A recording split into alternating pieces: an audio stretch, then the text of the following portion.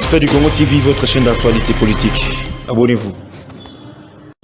Vous nous suivez de partout à travers le monde. Bienvenue sur votre chaîne d'actualité politique, Expert du Congo Télévision. Mbote Nabino Bandeko Balandi Nyonso, Ozolanda Biso de partout, ba Congolais et ba Congolaises Nyonso, Ozolanda Biso en direct na États-Unis d'Amérique. Bonjour et bonsoir. Merci encore pour t'écouter mon Clomanelo, pour nous bêta bon masolo, pour discuter, parler sur les questions d'actualité politique de notre pays, qui est la République démocratique du Congo. Alors, très chers amis téléspectateurs, pour vous informer déjà, le chef de l'État, Félix Antoine Tshilombo, séjourne maintenant à Abu Dhabi, capitale des Émirats Arabes Unis. Le chef de l'État a négocié plusieurs contrats. Et aussi le Congo a bénéficié des dons et avantages par rapport à la mission officielle du chef de l'État Kendaki. Alors on va discuter ça aujourd'hui. La guerre aussi entre les ministres de l'EPST et les enseignants des écoles conventionnelles catholiques.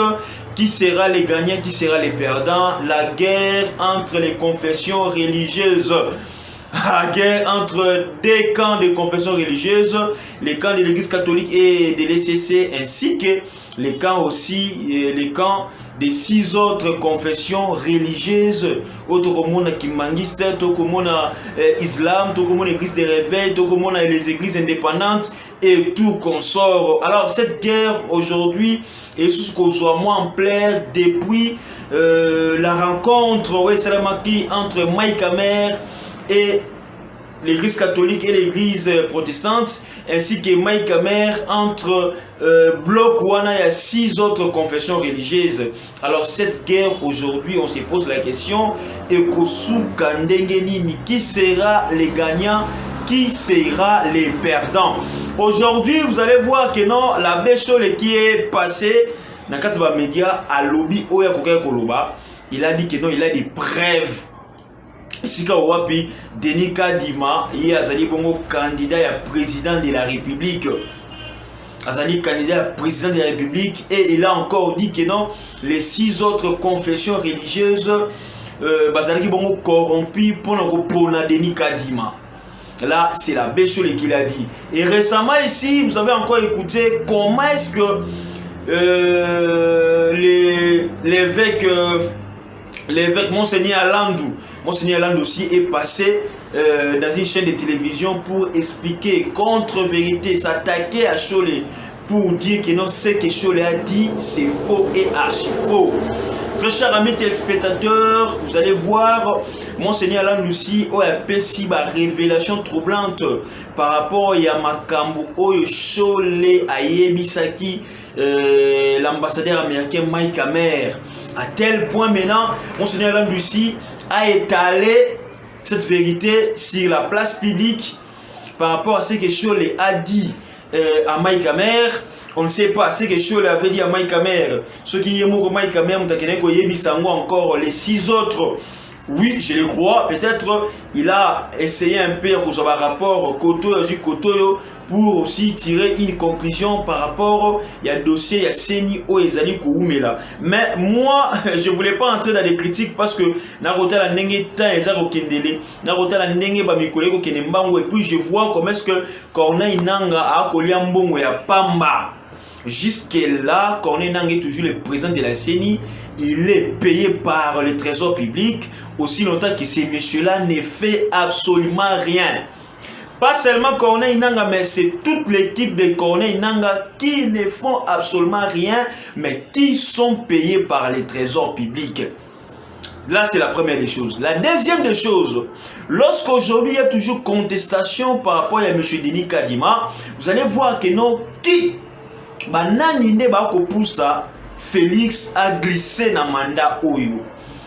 Ndenge toko oumela, il faut le savoir que non, toko mema glissement, toko kende na glissement sans le savoir. Peut-être au monde en est bien, que non, oui c'est bien, mais lobito lobikuna, on va voir qu'est-ce que les évêques diront. Et aujourd'hui, la Senko a pris un peu de distance à Bimisko Cholet.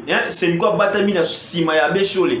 Mais aujourd'hui aussi, les autres confessions religieuses l'ont dit clairement que non, ils ont aussi des preuves là où Cholet les disait de ne pas voter Denis Kadima et il y aura un candidat. Donc, Je me pose la question de savoir, le temps où tu as lié Mikolo et pour m'embêter les Séni. Naninda Kozo Mukumba Nanyosu. Et lorsque tu sais qu'il va glisser, qu'est-ce qu'on va dire? Parce que donc il y a un glissement. Bientôt là, 2022, ou c'est donc 2022. On ne peut jamais préparer les élections dans une année. Si nous voulons vraiment des bonnes élections, on ne peut jamais les préparer dans une année et demie, soit une année seulement. Si nous avons besoin des élections transparentes, apaisées et libres, de gré ou de force, on doit encore donner au chef de l'État quelques temps. Oui, pourquoi? Parce que si fin de l'année, tu suis président à Sénité, et que tu commis bongo, tu commis en mars, tu es président à Séni, le temps pour l'Assemblée nationale va prêter serment et tout consort, bah ça le calendrier électoral, bah la limité. La limité. Pourquoi? Parce que Bissomo connaît tout qui non la limité. Aujourd'hui, nous avons vu comment est-ce que les pères évêques, pas seulement les pères évêques, mais les pères de l'église, les confessions religieuses, comment est-ce qu'ils vont échouer dans le mandat de Bango. Les confessions religieuses ont échoué. Oui, on doit le dire que les confessions religieuses ont échoué. Donc vous allez voir, tellement que l'église catholique et l'église protestante, mais on doit quand même dire bravo à Fachi. On va quand même dire bravo à Fachi. Parce qu'à l'époque de M. Kabila, lorsque les confessions religieuses, c'est Kabila qui faisait ces histoires sans pour autant que tout n'a avis à Moutoumoro Boui. Mais quand même, Fachi est un peu large.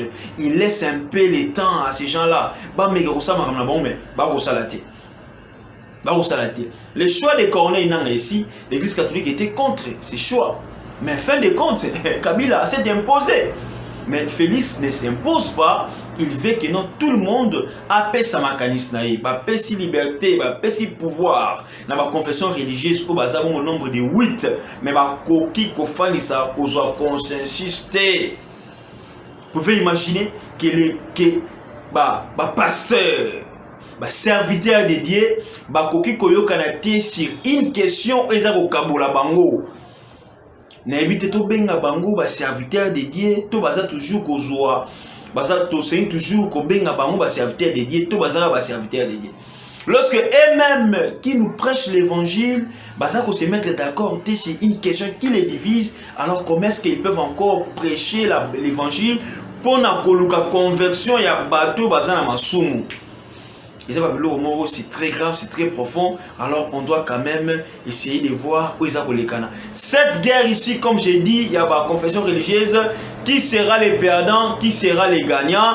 Alors Tshisekedi doit appliquer la politique de Kabila et on passe. Sinon, lorsqu'il va glisser, les peuples à Romon à Bangote, population à Romon les chefs de l'État vont glisser. Pourquoi? Parce que les politiques vont changer les discours. La Senko va changer les discours. Même les autres là aussi vont changer les discours. Alors, très chers amis téléspectateurs, il y a un problème aussi qui se passe maintenant là entre les ministres Tony Mwabakazadi contre les enseignants des écoles conventionnées catholiques par rapport à la grève. Il faut te dire que non, ma grève est banda le loti. Ma grève est banda kala. Tellement que grève est banda kala, les autres ministres aussi bayaka kokuta ba grève. Bayebaka ko solo la na ba enseignants. Les enseignants ont droit na bango. Ils ont leurs droits. Ils réclament leurs droits. Bah droit na bango faut les respecter.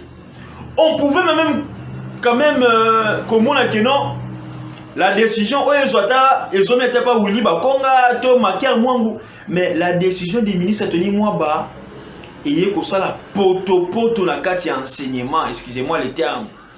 Les ministres ne devaient pas tenir des propos qu'il a tenus sur la place publique, dans les médias, pour désactiver l'enseignant dans la liste de paye. Non!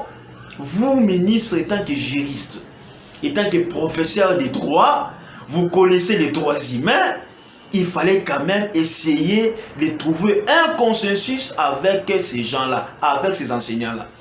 Ce sont les écoles conventionnées catholiques. Donc l'église catholique a signé une convention avec l'État congolais. L'église catholique à disposer les écoles pour aider quand même l'enseignement ici en RDC.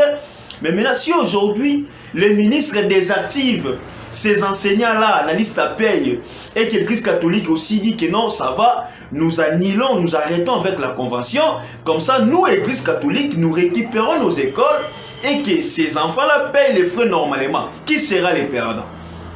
Qui sera les perdants? Moi, je crois que non, les ministres ici, le président de la République. Président de la République. Alors, je me pose aussi la question de savoir, mais comment est-ce que le premier ministre Sam Lukonde peut laisser Tony Mwaba tenir de tels propos? Moi, je suis parmi les gens qui aiment Tony Mwaba par rapport au Nenga travailler, mais ce qu'il a fait, soit ce qu'il veut faire là, nous sommes contre ça. Nous, les autres, nous sommes les enfants, les enseignants. Nous sommes les enfants, les enseignants. Nous connaissons comment est-ce que l'enseignant Nenge Bazala n'est toujours Bazora Bango. Ils ont leur droit de réclamer. Ils ont leur droit. Pourquoi pas aussi, c'est aussi un élément que le gouvernement n'a pas tenu compte. L'année scolaire passée, ça causait problème toujours de la gratuité avec les écoles conventionnelles catholiques. Est-ce que l'État a eu le temps de dialoguer, de discuter avec les responsables des écoles catholiques pour trouver un terrain d'attente en ce qui concerne la paie des enseignants? Je ne sais pas.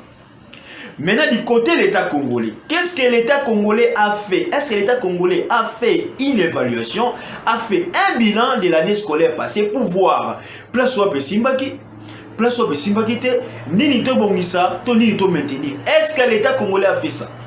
Est-ce que le ministre Tony Mwaba a appelé les experts du secteur pour essayer de voir qu'est-ce qu'on peut faire pour améliorer la gratuité de l'enseignement en RDC? Point d'interrogation. Ce sont des questions où le bango étant que ministre, intellectuel, professeur et tout qu'on sort. Il fallait fan d'abord mais un peu qu'on raisonne qu'est-ce qu'il peut faire pour que les autres comme la situation haute. Grève il y a enseignant, il ne fallait pas être là. Selon moi, pourquoi? Parce que l'État congolais avait beaucoup plus de temps de négocier, de voir, de pourparler, et puis de dialoguer, de trouver une solution à l'amiable pour que la classe qui toque. Aujourd'hui, certaines écoles conventionnelles catholiques, ça n'a grève, même l'année passée, les écoles conventionnelles catholiques. Bien que la vérité, mais la vérité. La vérité reste la vérité. Vérité à l'oua milinga. C'est ça. Les ministres doivent quand même essayer de trouver un terrain d'attente avec ces enseignants-là. Les désactiver dans la liste de paye, c'est une mauvaise décision, monsieur le ministre, vous êtes juriste. C'est une mauvaise décision. Allez lire l'accord de Mboudi. Monsieur le ministre Tony Mwaba, allez lire l'accord de Mboudi. Qu'est-ce que dit cet accord-là de Mboudi? Vous allez comprendre beaucoup de choses, peut-être ils ont échappé. Et puis au fond aussi, ils ont passé.